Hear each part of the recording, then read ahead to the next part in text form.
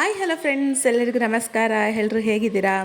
ನಿಮ್ಗೆ ಗೊತ್ತಾ, ಒಬ್ಬೊಬ್ಬರು ತರಕಾರಿ ಇಲ್ಲದೆ, ಟೊಮೊಟೊ ಇಲ್ಲದೆ, ಏನೂ ಇಲ್ಲದೆ ನನಗೆ ಪಲಾವ್ ಮಾಡೋಕ್ಕಾಗಲ್ಲ, ಬಿರಿಯಾನಿ ಮಾಡೋಕ್ಕಾಗಲ್ಲ ಅಂತ ಹೇಳ್ತಾರೆ ಕೆಲವರು.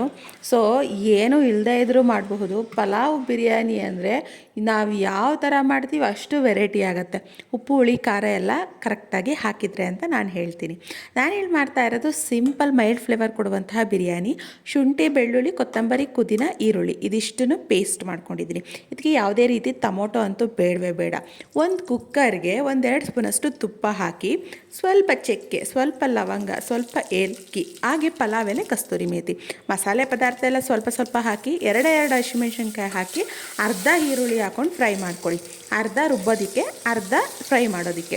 ಅದಾದ ನಂತರ ರುಬ್ಬಿಡುವಂತಹ ಒಂದು ಮಸಾಲ, 1 ಸ್ಪೂನಷ್ಟು ಬಿರಿಯಾನಿ ಪೌಡರು, 2 ಸ್ಪೂನಷ್ಟು ಅಚ್ಕಾರದ ಪುಡಿ, ಇದಿಷ್ಟೇ ಹಾಕಿರೋ ಅಂಥದ್ದು. ಇನ್ನು ಎಕ್ಸ್ಟ್ರಾ ಏನೂ ಹಾಕಿಲ್ಲ. ಸೊ ಇದಿಷ್ಟು ಎಣ್ಣೆ ಬಿಡೋ ತನಕ ಫ್ರೈ ಮಾಡ್ಕೋಬೇಕು, ಹಸಿ ವಾಸನೆ ಹೋಗೋ ತನಕ. ನಾನಿಲ್ಲಿ ಇಬ್ಬರಿಗೆ ಹೊಟ್ಟೆ ತುಂಬೋ ರೀತಿ ತೋರಿಸ್ತಾ ಇರೋದು, ಅಂದರೆ 1 ಲೋಟ ಅಕ್ಕಿಯ ಅಳತೆಗೆ ನಿಮಗೆ ತೋರಿಸ್ತಾ ಇದ್ದೀನಿ. ಇದು ನೀಟಾಗಿ ಈ ಥರ ಬೇಯ್ತಾ ಇರುತ್ತೆ. ಆವಾಗ ನೀವು ಇದಕ್ಕೆ 1 ಲೋಟ ಅಕ್ಕಿಗೆ 2 ಲೋಟ ನೀರು ಹಾಕಿದ್ದೀನಿ. ಸೊ ಆ ನೀರು ಹಾಕಿ ಮೇಲ್ಗಡೆ ಇನ್ನೊಂದು ಸ್ವಲ್ಪ ಬೇಕಿದ್ರೆ ಕೊತ್ತಂಬರಿ ಹಾಕಿ, ಒಂದು ಅರ್ಧ ಹೋಳಷ್ಟು ನಿಂಬೆಹಣ್ಣಿನ ರಸ ಹಾಕ್ಕೊಂಡಿದ್ದೀನಿ. ಅದಾದ ನಂತರ ರುಚಿಗೆ ತಕ್ಕಷ್ಟು ಉಪ್ಪನ್ನು ಹಾಕಿ ನೀಟಾಗಿ ಅಕ್ಕಿ ಹಾಕಿ ಮಿಕ್ಸ್ ಮಾಡೋದಕ್ಕೆ ಬಿಡಿ. ಸ್ವಲ್ಪ ಇದು ಕುದಿ ಬರಲಿ. ಬಂದ ನಂತರ ನೀವು 2 ವಿಷಲ್ ಬರೆಸ್ಬಿಟ್ರೆ ಪರ್ಫೆಕ್ಟಾಗಿರುವಂತಹ ಒಂದು ಬಿರಿಯಾನಿ ರೆಡಿಯಾಗುತ್ತೆ.